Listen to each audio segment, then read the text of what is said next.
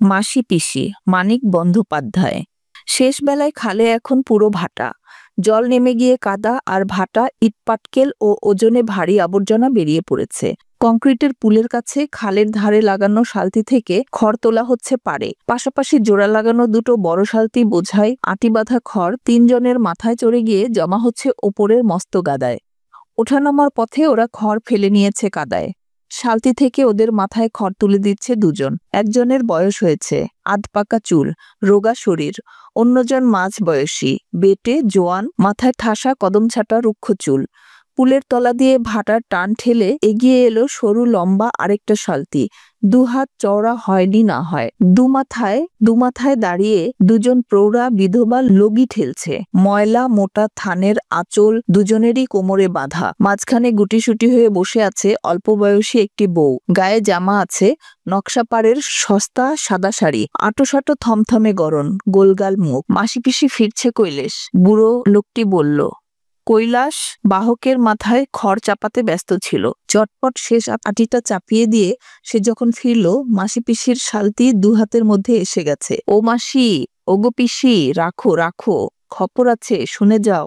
সামনের দিকে লগিপুতে মাসি পিসি শালতির গতি ঠেকায়। আলহাদি সিথির সিঁদুর পর্যন্ত ঘোমটা টেনে দেয়। সামনে থেকে মাসি বলে বিরক্তির সঙ্গে, বেলা আর নেই কৈলেশ। পেছন থেকে পিসি বলে, অনেকটা পথ যেতে হবে কৈলেশ।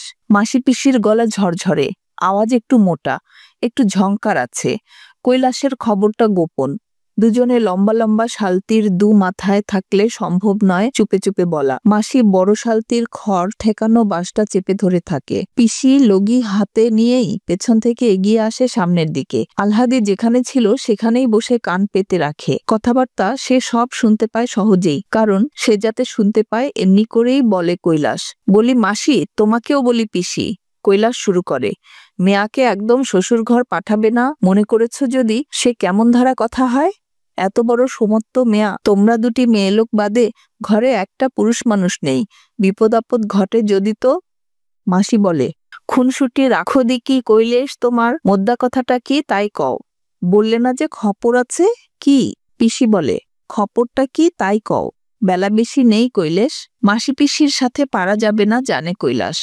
অগত্যা ফেনিয়ে রসিয়ে বলবার বদলে সে সোজা কথায় আসে। যোগুর সাথে দেখা হলো কাল। খড় তুলে দিতে সাঁঝ হয়ে গেল। তার দোকানে একটু আর কি চা খেতে গেছি, চায়ের দোকানে। যোগুর সাথে দেখা। মাসি বলে, চায়ের দোকান না কিসের দোকান তা বুঝেছি কৈলেশ, তা কথাটা কি? পিসি বলে, সেথা ছাড়া আর ওকে কোথা দেখবে? হাতে দুটো পয়সা এলে তোমারও স্বভাব বিগড়ে যায় কৈলেশ। তা কি বললে যোগু? কৈলাস ফাঁপড়ে পড়ে আর চোখে চায় আলহাদির দিকে। হঠাৎ বেমক্কা জোরের সঙ্গে প্রতিবাদ করে যে তা নয়, পুলের কাছেই চায়ের দোকান। মাসি পিসি গিয়ে জিজ্ঞাসা করুক না সেখানে। তারপরেই জোর হারিয়ে বলে, ওসব একরকম ছেড়ে দিয়েছে যোগু। লোকটা কেমন বদলে গেছে মাসি। সত্যি কথা পিসি, যোগু আর সেই যোগু নেই। বউকে নিতে চায় এখন। তোমরা নাকি পণ করেছ মেয়া পাঠাবে না, তাতেই চটে আছে। সম্মান তো আছে একটা মানুষের। কবার নিতে এলো, তা মেয়া দিলে না, তাই তো নিতে আসে না আর। আমি বলি কি, নিজেরা যেচে একবার পাঠিয়ে দাও মেয়েকে। মাসি বলে, পেট শুকিয়ে লাথি ঝাঁটা খেতে, কলকে পোড়া ছ্যাঁকা খেতে, খুঁটির সাথে দড়ি বাঁধা হয়ে থাকতে দিনভর রাতভর। পিসি বলে, মেয়া না পাঠাই, জামাই এলে রাখিনি জামাই আদরে তাকে, ছাগলটা বেচে দিয়ে খাওয়াইনি ভালো মন্দ 10টা জিনিস। মাসি বলে, ফের আসুক, আদরে রাখবো যতদিন থাকে, বজ্জাত হোক খুনে হোক, জামাই তো, ঘরে এলে খাতির না করব কেন? তবে মেয়া মোরা পাঠাবো না। পিসি বলে, নে কৈলেশ, মরতে মোরা মেয়াকে পাঠাবো না। বুড়ো রহমান একা ঘর চাপিয়ে যায় বাহকদের মাথায়। চুপচাপ শুনে যায় এদের কথা। ছলো ছলো চোখে একবার তাকায় আলহাদির দিকে। তার মেয়েটা শ্বশুর বাড়িতে মরেছে অল্প দিন আগে। কিছুতে যেতে চায়নি মেয়েটা। দাপাদাপি করে কেঁদেছে যাওয়া ঠেকাতে। ছোট অবুঝ মেয়ে, তার ভালোর জন্যই তাকে জোর জবরদস্তি করে পাঠিয়ে দিয়েছিল। আলহাদির সঙ্গে তার চেহারার কোনো মিল নেই। বয়সে সে ছিল অনেক ছোট, চেহারা ছিল অনেক বেশি রোগা। তবু আলহাদির ফ্যাকাশে মুখে তারই মুখের ছাপ রহমান দেখতে পায়। খড়ের আঁটি তুলে দেবার ফাঁকে ফাঁকে যখনই সে তাকায় আলহাদির দিকে। কৈলাস বলে, তবে আসল কথাটা বলি। যোগু মোকে বললে এবার সে মামলা করবে বউ নেবার জন্য। তার বিয়ে করা বউকে তোমরা আটকে রেখেছ বদ মতলবে। মামলা করলে বিপদে পড়বে। স্বামী নিতে চাইলে বউকে আটকে রাখার আইন নেই, জেল হয়ে যাবে তোমাদের। আর যেমন বুঝলাম মামলা যোগু করবেই আজকালের মধ্যে। মরবে তোমরা, জানো মাসি, জানো পিসি, মারা পড়বে তোমরা একেবারে। আলহাদি একটা শব্দ করে, অস্ফুট আর্তনাদের মতো। মাসি ও পিসি মুখ চাওয়াচাই করে কয়েকবার। মনে হয় মনে তাদের একই কথা উদয় হয়েছে। চোখে চোখে চেয়ে সেটা শুধু জানাজানি করে নিল তারা। মাসি বলল, জেলে নয় গেলাম কৈলেশ, কিন্তু মেয়া যদি স্বামীর কাছে না যেতে চায় খুন হবার ভয়ে। বলে মাসি বড় শালতির খড় ঠেকানো বাঁশ ছেড়ে দিয়ে লগি গুজে দেয় কাদায়। পিসি তরতর করে পেছনে গিয়ে লগি কাদায় গুজে হেলে পড়ে। শরীরের ভারে সরু লম্বা শালতিটাকে এগিয়ে দেয় ভাটার টানের বিপক্ষে। বেলা একরকম নেই, ছায়া নামছে চারদিকে। শকুনরা উড়ে এসে বসছে পাতাশূন্য শুকনো গাছটায়। একটা শকুন উড়ে গেল এ আশ্রয় ছেড়ে অল্প দূরে আরেকটা গাছের দিকে। ডাল ছেড়ে উড়তে আর নতুন ডালে গিয়ে বসতে কি তার পাখা ঝাপটানি? মায়ের বোন মাসি আর বাপের বোন পিসি ছাড়া বাপের ঘরের কেউ নেই আলহাদির। দুর্ভিক্ষ কোনো মতে ঠেকিয়েছিল তার বাপ। মহামারীর একটা রোগে, কলেরায় সে, তার বউ আর ছেলেটা শেষ হয়ে গেল। মাসি পিসি তার আশ্রয়ে মাথা গুজে আছে অনেক দিন। দূরছাই শোয়ে আর কুড়িয়ে পেটে খেয়ে নিরাশ্রয় বিধবারা যেমন থাকে, নিজেদের ভরণ পোষণের কিছু তারা রোজগার করত ধান ভেনে, কাঁথা সেলাই করে, ডালের বড়ি বেচে, হোগলা গেথে, শাকপাতা ফলমূল ডাঁটা কুড়িয়ে, এটা ওটা জোগাড় করে। শাকপাতা, খুদকুড়ো ভোজন, বছরে দুজোড়া ধান, পরন খরচ তো এই। বছরের পর বছর ধরে কিছু পুঁজি পর্যন্ত হয়েছিল দুজনের। রূপোর টাকা আধুলি শিকি। দুর্ভিক্ষের সময়টা বাঁচবার জন্য তাদের লড়তে হয়েছে সাংঘাতিকভাবে। আলহাদির বাপ তাদের থাকাটা শুধু বরাদ্দ রেখে যাওয়া ছাঁটাই করে দিয়েছিল একেবারে পুরোপুরি। তারও তখন বিষম অবস্থা। নিজেরা বাঁচে কি বাঁচে না, তার উপর যোগুর লাথির চোটে মরমর মেয়ে এসে হাজির। সে কোন দিক সামলাবে? মাসি পিসির সেবা যত্নেই আলহাদি অবশ্য সেবার বেঁচে গিয়েছিল। তার বাপ মাও সেটা স্বীকার করেছে। কিন্তু কি করবে? গলা কেটে রক্ত দিয়ে সে ধার শোধ করা যদি বা সম্ভব, অন্ন দেওয়ার ক্ষমতা কোথায় পাবে? পাল্লা দিয়ে মাসি পিসি আলহাদির জীবনের জন্য লড়েছিল। পেল যদি তো খেয়ে, না পেল যদি তো না খেয়েই। অবস্থা যখন তাদের অতি কাহিল, চারদিকে না খেয়ে মরা শুরু করেছে মানুষ। মরণ ঠেকাতেই ফুরিয়ে আসছে তাদের জীবনী শক্তি। একদিন মাসি বলে পিসিকে, একটা কাজ করবি বেআইন, তাতেও তোর দুটো পয়সা আসে, মোরও দুটো পয়সা আসে। শহরের বাজারে তরিতরকারির ফলমূলের দাম চড়া। গা থেকে কিনে যদি বাজারে গিয়ে বেচে আসে তারা, কিছু রোজগার হবে। একা মাসির ভরসা হয় না শালতি বেয়ে অতদূর যেতে। যাওয়া আসাও একার দ্বারা হবে না তার। পিসি রাজি হয়েছিল। এতে কিছু হবে কি না হবে ভগবান জানে, কিন্তু যদি হয় তবে রোজগারের একটা নতুন উপায় মাসি পেয়ে যাবে, আর সে পাবে না। তাকে না পেলে অন্য কারোর সাথে হয়তো মাসি বন্দোবস্ত করবে। তা কি পারে পিসি ঘটতে দিতে? সেই থেকে শুরু হয় গেরস্তের বাড়তি শাকসবজি ফলমূল নিয়ে মাসি পিসির শালতি বেয়ে শহরের বাজারে গিয়ে বেচে আসা। গায়ের বাবু বাসিন্দারাও নগদ পয়সার জন্য বাগানের জিনিস বেচতে দেয়। মাসি পিসির ভাব ছিল আগেও। অবস্থা এক, বয়স সমান, এক ঘরে বাস, পরস্পরের কাছে ছাড়া সুখ দুঃখের কথা তারা কাকেই বা বলবে, কেই বা শুনবে। তবে হিংসা, দেশ রেষারেষিও ছিল যথেষ্ট।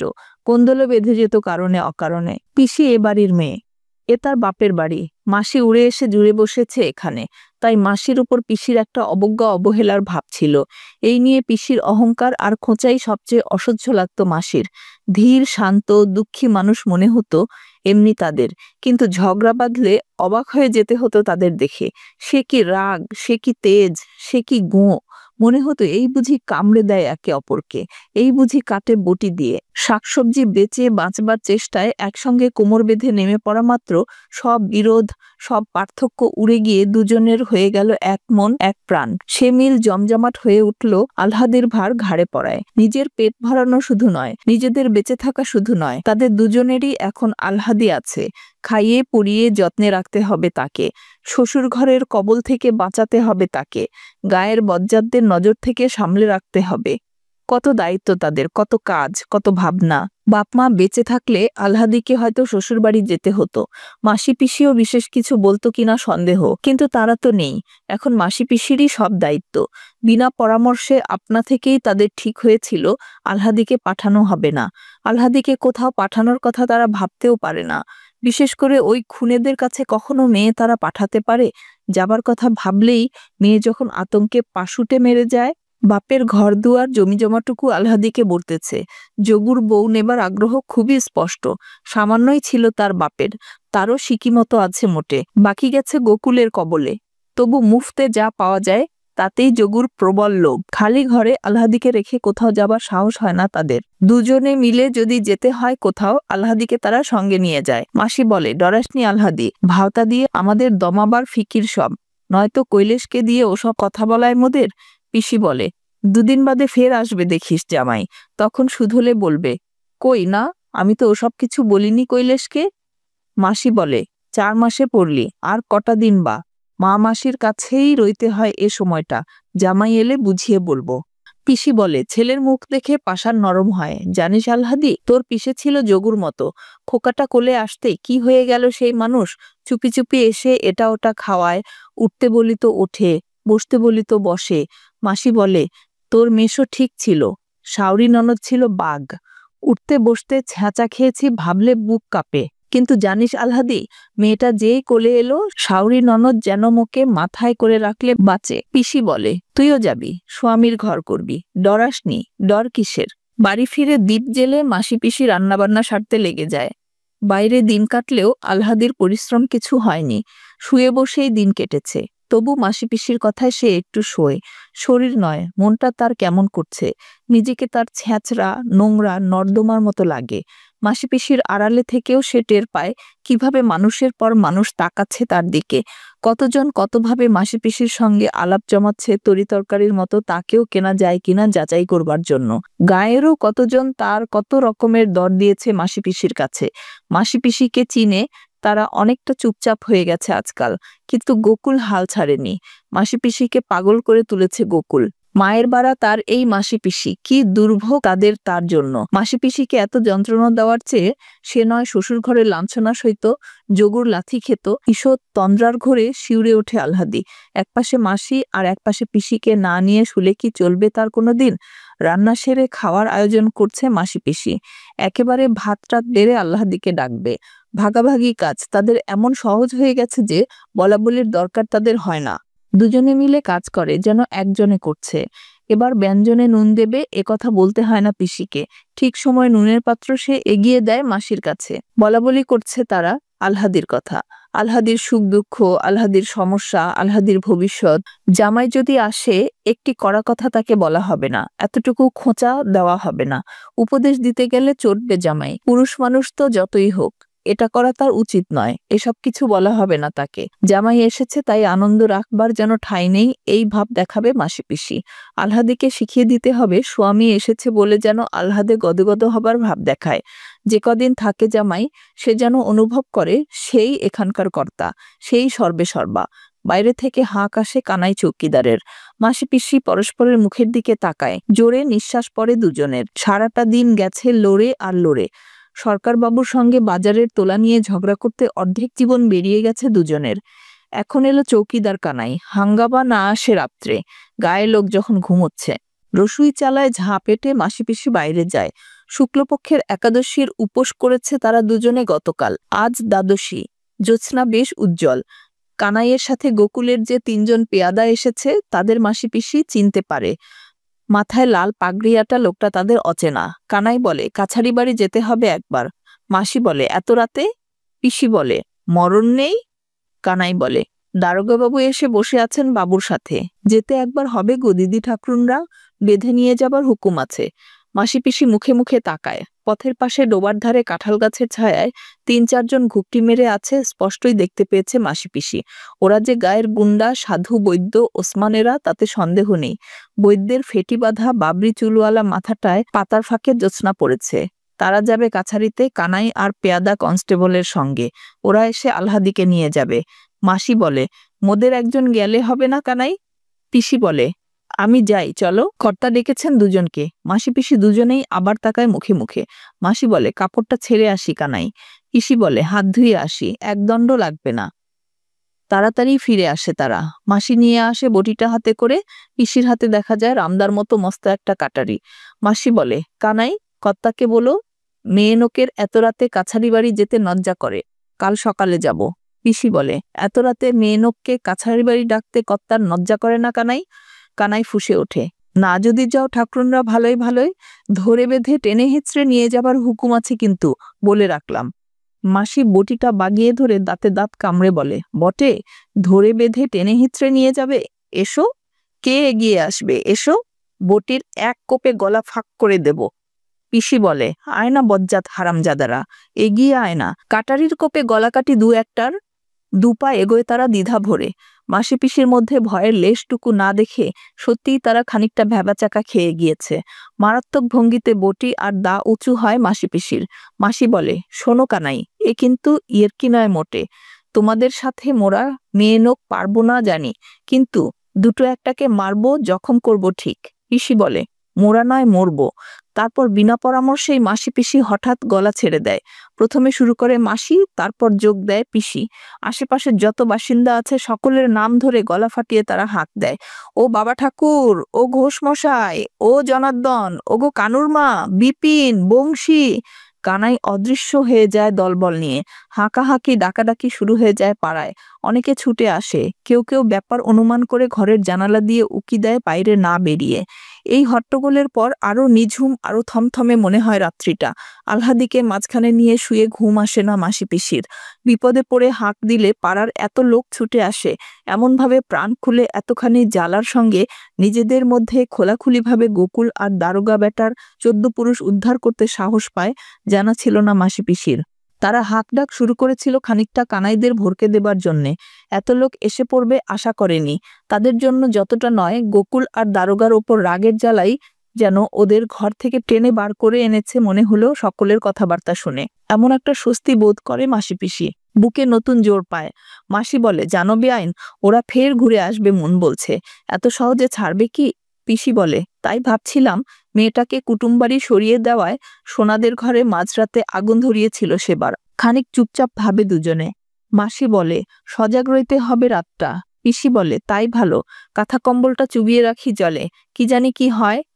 আস্তে চুপি চুপি তারা কথা কয়, আলহাদির ঘুম না ভাঙে।